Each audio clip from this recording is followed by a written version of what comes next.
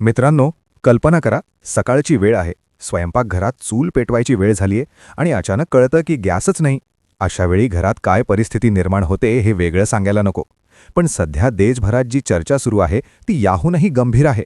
Social मीडियावर एकच प्रश्न फिरतोय, पुन्हा लॉकडाऊन लागणार का?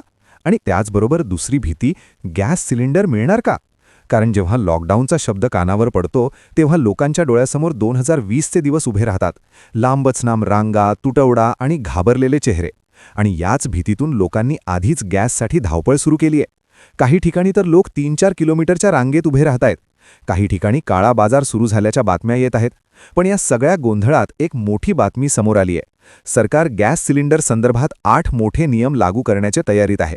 आता इथेच खरी गोष्ट समजून घेणं महत्त्वाचं आहे, कारण या नियमांमुळे तुमचा फायदा देखील होऊ शकतो आणि जर चूक झाली तर मोठं नुकसानही होऊ शकतं. सर्वात आधी आपण एक गोष्ट स्पष्ट करूया. सध्या देशात अधिकृतपणे कोणताही लॉकडाऊन जाहीर झालेला नाही. पण जागतिक परिस्थिती, युद्धाचं सावट आणि इंधनाच्या किमतीत होणारे बदल यामुळे सरकार सतर्क आहे.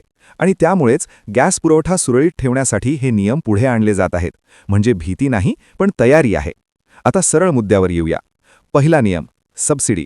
आधी गॅसचे दर वाढले आणि सरकारने सांगितलं की वाढीव रक्कम तुमच्या खात्यात परत येईल. पण आता परिस्थिती बदलली आहे. सरकारने ठरवलं आहे की सबसिडी फक्त गरजू कुटुंबांनाच दिली जाईल. जर तुमचं वार्षिक उत्पन्न 2.5 लाखांपेक्षा जास्त असेल तर तुमची सबसिडी बंद होऊ शकते. म्हणजेच तुमच्या खात्यात पैसे येत नसतील तर घाबरू नका, हेच कारण असू शकतं. पण जर तुम्ही पात्र असाल आणि तरीही पैसे येत नसतील तर तात्काळ गॅस एजन्सीशी संपर्क साधून उत्पन्नाचा दाखला जमा करावा लागेल. दुसरा नियम, आधार लिंक. आता गॅस बुकिंग पूर्वीसारखं सोपं राहणार नाही. तुमचा आधार नंबर आणि मोबाईल नंबर गॅस कनेक्शनशी लिंक असणं अनिवार्य करण्यात आलं आहे. जर हे लिंक नसेल तर तुम्ही ऑनलाईन बुकिंग करू शकणार नाही. आणि बुकिंग नाही म्हणजे गॅस नाही. हा नियम ऐकायला साधा वाटतो, पण प्रत्यक्षात अनेक लोकांसाठी मोठं डोकेदुखी ठरू शकतो. तिसरा नियम, बायोमेट्रिक व्हेरिफिकेशन. आता गॅस डिलिव्हरी घेताना तुम्हाला अंगठा किंवा फेस व्हेरिफिकेशन करावं लागेल. म्हणजेच कोणालाही पाठवा आणि गॅस घ्या ही पद्धत संपली. यामुळे फसवणूक आणि चोरी थांबेल, पण काही लोकांसाठी ही प्रक्रिया थोडी कठीण होऊ शकते. चौथा नियम, ऑनलाईन बुकिंग सक्तीचं. आता फोन करून गॅस मागवण्याचे दिवस संपत चालले आहेत. तुम्हाला ॲप किंवा वेबसाईट वापरावी लागणार आहे. डिजिटल सिस्टमचा वापर वाढवण्यासाठी हा निर्णय घेतला जातोय. ज्यांना मोबाईल वापरण्याची सवय नाही त्यांच्यासाठी ही गोष्ट थोडी अवघड जाऊ शकते. पाचवा नियम, एकाच पत्त्यावर एकच कनेक्शन. जर एकाच घरात 2 गॅस कनेक्शन असतील तर त्यातील एक रद्द होऊ शकतो. त्यामुळे लगेच तुमची कागदपत्र तपासा, कारण एक छोटी चूक आणि कनेक्शन कायमचं बंद. सहावा नियम, लाईव्ह ट्रॅकिंग. आता गॅस बुक केल्यानंतर तो कुठे आहे हे तुम्ही मोबाईलवर पाहू शकणार आहात. गाडी कुठे पोहोचली, डिलिव्हरी बॉय कुठे आहे, सगळं लाईव्ह दिसणार आहे. हा नियम ग्राहकांसाठी खूप फायदेशीर ठरणार आहे. सातवा नियम, महिन्यात एकापेक्षा जास्त सिलेंडर. आधी मर्यादा होती, पण आता ती शिथिल केली जाऊ शकते. म्हणजे मोठ्या कुटुंबांना दिलासा मिळणार आहे. आठवा आणि शेवटचा नियम, डिजिटल पावती. आता कागदी पावत्या संपणार आहेत. सर्व व्यवहार मोबाईलवर होणार आहेत. यामुळे पारदर्शकता वाढेल आणि भ्रष्टाचाराला आळा बसेल. पण मित्रांनो, इथेच एक ट्विस्ट आहे. हे सगळे नियम ऐकायला चांगले वाटतात, पण त्याचवेळी जबाबदारी देखील वाढते. जर तुमची कागदपत्र चुकीची असतील, आधार लिंक नसेल किंवा माहिती जुळत नसेल तर तुमचं कनेक्शन बंद होऊ शकतं. आणि एकदा बंद झालं तर पुन्हा सुरू करणं सोपं नाही.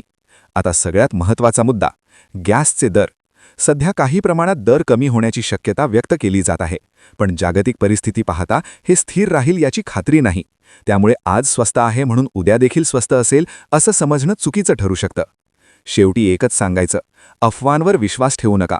लॉकडाऊनबद्दल सध्या कोणतीही अधिकृत घोषणा नाही, पण तयारी ठेवणं चुकीचं नाही. तुमची कागदपत्र अपडेट ठेवा, आधार लिंक करा आणि डिजिटल पद्धतीशी जुळवून घ्या. कारण येणारा काळ हा पूर्णपणे डिजिटल आणि नियमबद्ध असणार आहे. आता मला तुमचं मत जाणून घ्यायचं आहे. तुम्हाला वाटतं का हे नियम खरंच ग्राहकांसाठी फायदेशीर ठरतील की त्यामुळे आणखी त्रास वाढेल? आणि तुमच्या भागात गॅस वेळेवर मिळतो का? खाली कमेंट करून नक्की सांगा, कारण तुमचा अनुभव इतरांसाठी देखील महत्त्वाचा ठरू शकतो. मित्रांनो, कल्पना करा, सकाळची वेळ आहे, स्वयंपाकघरात चूल पेटवायची वेळ झालीये आणि अचानक कळतं की गॅसच नाही. अशावेळी घरात काय परिस्थिती निर्माण होते हे वेगळं सांगायला नको.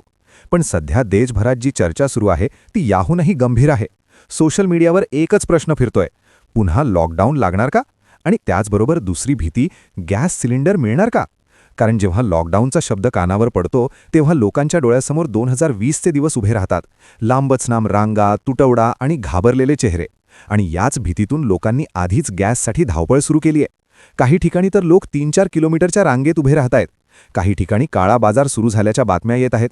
पण या सगळ्या गोंधळात एक मोठी बातमी समोर आली आहे. सरकार गॅस सिलेंडर संदर्भात 8 मोठे नियम लागू करण्याच्या तयारीत आहे.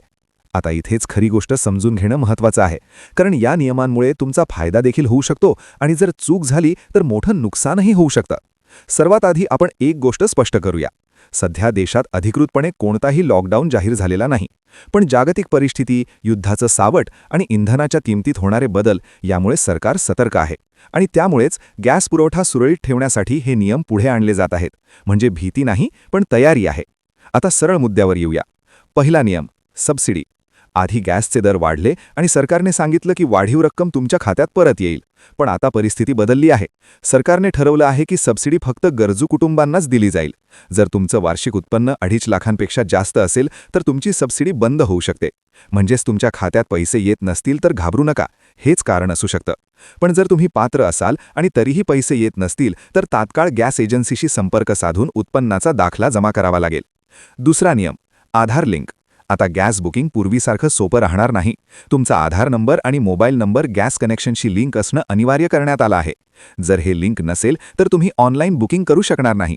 आणि बुकिंग नाही म्हणजे गॅस नाही. हा नियम ऐकायला साधा वाटतो, पण प्रत्यक्षात अनेक लोकांसाठी मोठं डोकेदुखी ठरू शकतो. तिसरा नियम, बायोमेट्रिक व्हेरिफिकेशन. आता गॅस डिलिव्हरी घेताना तुम्हाला अंगठा किंवा फेस व्हेरिफिकेशन करावं लागेल. म्हणजेच कोणालाही पाठवा आणि गॅस घ्या ही पद्धत संपली. यामुळे फसवणूक आणि चोरी थांबेल, पण काही लोकांसाठी ही प्रक्रिया थोडी कठीण होऊ शकते. चौथा नियम, ऑनलाईन बुकिंग सक्तीचं. आता फोन करून गॅस मागवण्याचे दिवस संपत चालले आहेत. तुम्हाला ॲप किंवा वेबसाईट वापरावी लागणार आहे.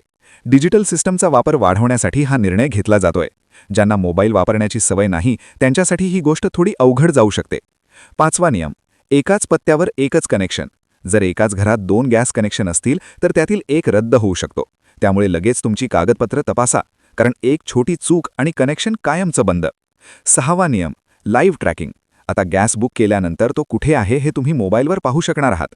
गाडी कुठे पोहोचली, डिलिव्हरी बॉय कुठे आहे, सगळं लाईव्ह दिसणार आहे. हा नियम ग्राहकांसाठी खूप फायदेशीर ठरणार आहे. सातवा नियम, महिन्यात एकापेक्षा जास्त सिलेंडर. आधी मर्यादा होती, पण आता ती शिथिल केली जाऊ शकते. म्हणजे मोठ्या कुटुंब